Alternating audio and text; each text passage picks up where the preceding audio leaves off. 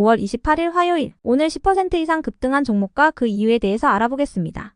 오늘 장은 오후 3시 30분 키움증권 기준으로 코스피 지수는 0.01% 하락한 2722.85포인트로 마감했습니다. 외국인과 기관은 매수로 임한 가운데 개인은 매도로 대응했네요. 한편 코스닥 지수는 0.36% 상승한 851.01포인트로 마감했습니다. 외국인은 매수, 기관은 매도로 임한 가운데 개인은 매수로 대응했습니다. 그럼 본격적으로 오늘의 급등 종목들을 살펴볼게요. 오늘 10% 이상 급등한 종목은 총 31종목으로 코스피에서는 7종목, 코스닥에서는 24종목이 나왔습니다. 이 중 상한가 종목은 아이윈플러스, 삐아, 서정기전, 유일로보틱스, 황션그룹, 오가닉티 코스메틱 6종목이고요. 오늘 하한가 종목은 BDI 한 종목이 있었습니다. 총 31개의 급등 종목 중 상위 30개 종목들을 섹터별로 묶어보니 이게 테마로 나눠볼 수 있었어요. 그 외 나머지는 개별 이슈로 오른 종목들인데요. 먼저 1번 원전 전력 섹터입니다. 어제 미국 최대의 소형 모듈 원전 설계업체인 뉴스케일 파워가 짓는 50조 원 규모의 소형 모듈 원전 건설 프로젝트에 두산에너빌리티가 주요 기기를 납품한다는 소식이 전해진 바 있습니다. 소형 모듈 원전은 원전보다 작고 안전해서 꿈의 원전으로 불리는데요.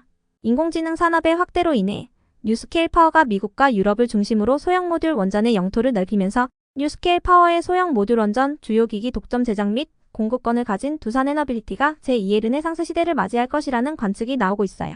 두산에너빌리티의 공급 물량은 2조 원어치가 넘을 것으로 알려졌는데요. 한편 정부가 한국수력 원자력을 중심으로 추진 중인 30조 원짜리 체코 원전 프로젝트에서 프랑스와 함께 결선에 오른 소식도 원전 섹터에 지속 호재로 부각되고 있습니다. 이와 더불어 마하메드 빈 자이드 아랍에미리트 대통령이 오늘부터 한국 국빈 방문을 앞두고 있는 가운데 원전과 방산, 건설 분야에서의 협업이 기대되고 있는 부분도 원전 섹터에 호재로 작용된 모습이었는데요. 소형 모듈 원전에서 잭팟을 터뜨린 두산에너빌리티에 이어 체코와 아랍발 대형 원전에서도 초대형 수주 가능성이 제기되면서 원전 및 전력 관련주들이 시장에서 주목받은 모습이었네요.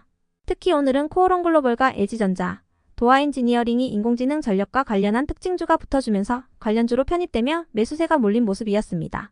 다음은 이번 반도체 섹터입니다. AMD가 자사의 차세대 제품에 삼성전자가 생산하는 3나노급 반도체를 도입한다고 시사했습니다. 삼성전자가 AMD와 같은 대형 고객사를 확보할 경우 그동안 적자를 기록해왔던 파운드리 사업에서 흑자 전환이 가능할 것이라는 기대감이 일고 있는데요. AMD는 전력 효율성과 성능 개선을 위해서 3나노미터부터 GAA-FET 구조를 채택하겠다고 언급해왔던 만큼 현재 유일하게 3나노미터 GAA-FET 구조를 사용하고 있는 삼성전자가 AMD의 파운드리 위탁을 맡을 가능성이 높다고 전망되고 있습니다. 이러한 소식 속 엔비디아의 주가가 연일 최고치를 경신하고 있는 부분도 반도체 섹터에 지속 호재로 작용되면서 반도체 관련주들이 주목받은 모습이었는데요. 이 중에서도 칩스앤미디어는 현대차그룹이 개방형 지도 데이터 플랫폼인 오버추어 맵스 파운데이션에 가입하면서 자율주행 개발에 속도가 붙을 것이라는 소식이 전해지며 자율주행 관련주로도 매수세가 유입된 것으로 보이니 참고해주세요. 오버추어 맵스 파운데이션이란 마이크로소프트와 메타, 아마존 웹서비스 등의 글로벌 빅테크 기업 및 독일의 지리정보 기업인 톰톰 등이 설립한 개발형 지도 플랫폼으로 구글맵의 종속에서 벗어나기 위해 설립한 프로젝트형 재단입니다. 다음은 3번 중국 소비 섹터입니다. 4년 5개월 만에 서울에서 열렸던 한중일 정상회의가 마무리된 가운데 최근 중국 문화여유국이 국내 록밴드인 세이수미의 베이징 특별 공연을 허가했다는 소식이 전해지면서 한한령 해제 기대감이 지속되고 있습니다. 중국 당국이 국내 가수들의 베이징 라이브 단독 공연을 허용한 것은 흔치 않은 일인 만큼 K-팝 아이돌 그룹의 수혜가 확산될 수 있다는 기대감이 커지고 있는데요. 해당 소식 속 어제 엔터와 콘텐츠, 항공사, 화장품, 게임 등의 중국 소비 관련주들이 상승했던 가운데 오늘은 엔터와 게임 테마는 차익 실현 매물이 강하게 나오면서 약세를 보이는 등락이 엇갈리는 모습이었습니다. 이 중에서도 삐아는 기초 메이크업 브랜드인 에디피 선케어 3종을 올리브영 온라인몰에 공식 입점한다고 밝히면서 상한가로 마감했고요. 황션그룹은 3자 배정 유상증자 및 화장품과 건기식 사업을 영위하는 자회사 신규 설립 소식이 지속 호재로 작용되면서 이틀 연속 상한가로 마감했습니다. 참고로 스카이문스테크놀로지는 최근 호실적 및 3자 배정 유상증자 발표 후 5일 연속 상한가에 들어갔던 종목이니 참고해주세요. 다음은 4번 제약 바이오 섹터입니다. 현지 시간으로 금요일부터 미국 임상종양학회가 시카고에서 개최될 예정인 가운데 여기에 참가하는 제약 바이오 기업들이 기대감을 잇고 있습니다. HLB는 리보세라닙의 병용요법과 관련한 전체 내용을 이번 학회에서 공개할 예정이며 그 외에도 유한양행과 리가켄바이오, ABL바이오 등의 국내 제약 바이오사들의 핵심 파이프라인 연구 결과가 대거 공개될 예정인 만큼 시장에 관심이 집중되고 있는데요. 6월 3일부터는 미국 샌디에이고에서 2024 바이오 USA도 개최될 예정으로 국내 기업 중에서는 삼성바이오로직스와 셀트리온, SK바이오팜과 차바이오그룹, 프레스티지바이오파마 등이 참석할 예정이라고 전해졌습니다.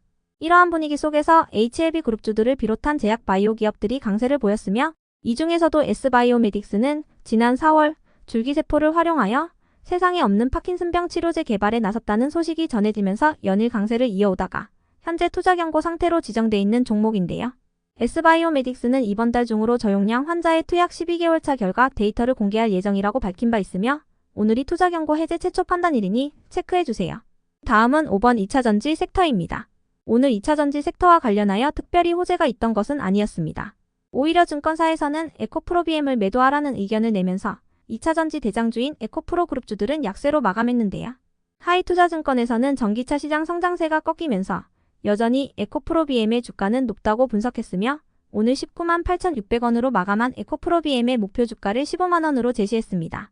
다만 DS투자증권에서는 에코프로비엠 주요 고객사의 재고 조정이 마무리되는 3분기부터 실적이 개선될 전망이라며 장기적으로 접근할 것을 강조하면서 목표 주가 24만원을 제시했는데요. 이러한 리포트 속에서 리튬주들을 중심으로 한 일부 2차전지 기업들만이 강세를 보였으며 이 중에서도 제이스코홀딩스는 필리핀 광산 채굴 임박 소식 및 변경후 최대 주주인 JMPJ2호 투자조합을 대상으로 3자 배정 유상 증자를 진행한다는 소식이 지속 호재로 작용된 모습이었네요. 그 외 나머지는 개별 이슈로 오른 종목들인데요. 먼저 아이윈플러스는 국내 최초로 열방출 기능을 갖춘 전장용 이미지 센서와 멀티칩 패키지를 개발 및 출시했다고 밝히면서 상한가로 마감했습니다. 이와 관련하여 아이윈플러스의 관계자는 국내외 이미지 센서 패키지 분야에서 멀티칩 구조를 제공하는 기술의 개발 및 양산하는 아이윈플러스가 처음이며 현재 국내외 특허 출원을 진행하고 있어 곧 등록이 완료될 것으로 예상된다고 언급했습니다. 해당 소식에 아이윈플러스가 상한가로 마감해 주었네요. 이어서 유일로보틱스는 시설자금과 운영자금, 채무상환자금, 기타 자금 확보 목적으로 SK온의 자회사인 SK배터리 아메리카를 대상으로 한 366억 원 규모의 3자 배정 유상 증자를 결정했다고 공시하면서 상한가로 마감했습니다. SK배터리 아메리카는 유일로보틱스의 변경 예정 2대 주주인데요. 유일로보틱스는 자본 제휴를 통해 SK와 2차전지 및 로봇 자동화 시스템 판매 확대와 대기업과 중소기업의 상생 협력을 실현하고자 한다고 밝혔습니다. 한편 LMS가 급등할 만한 호재나 공시는 파악되지 않았지만 LMS는 최근 영업이익이 흑자 전환한 1분기 후 실적을 발표한 바 있으니 참고해주세요. 끝으로 오늘은 하한가를 간 종목도 한 개가 있었는데요. BDI는 상장 폐지로 인한 정리매매 첫날 급락세로 마감했습니다. BDI의 정리매매 기간은 다음 주 수요일까지입니다. 그럼 오늘의 거래량과 거래대금 상위 종목들을 시장별로 살펴보고 마칠게요.